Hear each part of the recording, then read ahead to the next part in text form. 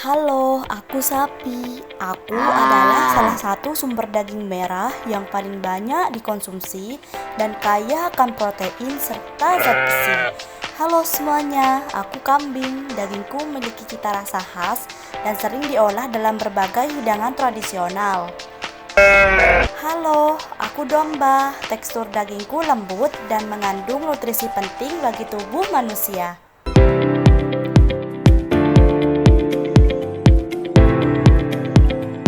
Selamat datang di video edukatif berjudul Daging, dari peternakan hingga piring.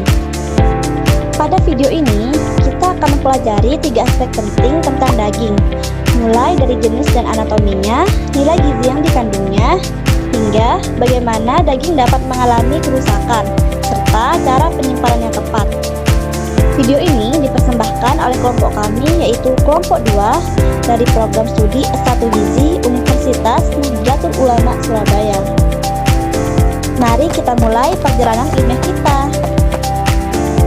Daging merupakan salah satu bahan pangan hewani yang paling banyak dikonsumsi di seluruh dunia.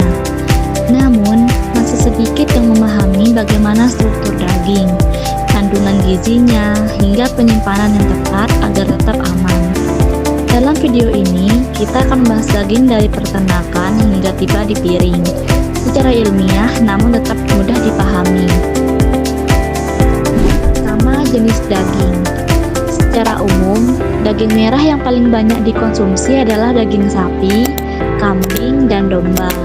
Meskipun terlihat mirip, ketiganya memiliki struktur, rasa, dan karakteristik pengolahan yang berbeda. Pada sapi, tenderloin merupakan tempat terbaik karena serat ototnya halus dan minim jaringan ikat, sehingga teksturnya empuk. Berbeda dengan brisket atau kite yang kaya jaringan ikat dan lebih cocok untuk metode slow cooking. Kambing dan domba cenderung memiliki serat otot lebih kecil, rasa lebih kuat, dan sedikit aroma khas. Semakin tinggi marbling atau lemak intramuskular, maka daging akan terasa lebih juicy dan lembut. Usia hewan juga mempengaruhi tekstur daging. Semakin tua hewan, maka semakin alot. Berdasarkan data USDA dan FAO, dalam 100 gram daging mentah, daging sapi mengandung sekitar 26 gram protein, sedangkan daging kambing sedikit lebih tinggi, yaitu 27 gram. Kandungan lemak daging sapi berkisar 15 gram, sedangkan daging kambing sekitar 17 gram.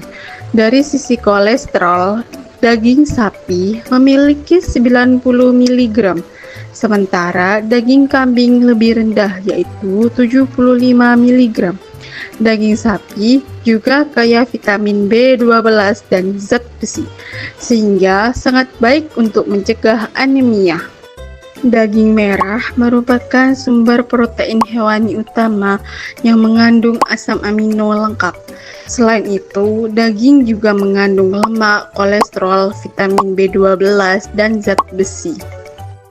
Dibandingkan daging sapi, daging kambing memiliki kandungan protein yang sedikit lebih tinggi. Namun, kandungan lemaknya juga relatif tinggi. Daging sapi kaya akan vitamin B12, sedangkan daging kambing juga merupakan sumber zat besi yang baik. Vitamin B12 berperan dalam pembentukan sel darah merah dan menjaga fungsi saraf. Zat besi dalam daging merupakan tipe iron heme yang mudah diserap tubuh dan sangat bermanfaat mencegah anemia. Yang ketiga yaitu kerusakan dan penyimpanan daging. Kerusakan daging terutama disebabkan oleh pertumbuhan mikroorganisme seperti bakteri Salmonella, E. coli, dan Pseudomonas. Tanda kerusakan mikrobiologis antara lain permukaan daging berlendir, timbul bau asam atau busuk, dan perubahan warna menjadi kehijauan atau keabu-abuan. Kerusakan juga dapat terjadi secara kimiawi akibat oksidasi lemak yang menyebabkan bau tengik. Selain itu, daging dapat mengalami kerusakan enzimatis yang membuat teksturnya menjadi lembek. Untuk mencegah kerusakan, daging sebaiknya disimpan pada suhu dingin yaitu sekitar 4 derajat Celcius untuk penyimpanan jangka pendek. Untuk jangka panjang, daging dapat dibekukan pada suhu minus 18 derajat Celcius dan sebaiknya tidak mengalami pembekuan berulang. Daging merupakan sumber gizi berkualitas tinggi, namun membutuhkan pemilihan dan penyimpanan yang tepat agar tetap aman dikonsumsi. Pahami jenis potongan, pilih bagiannya sesuai dengan metode memasak, perhatikan kandungan nutrisinya, dan simpan dengan cara yang benar.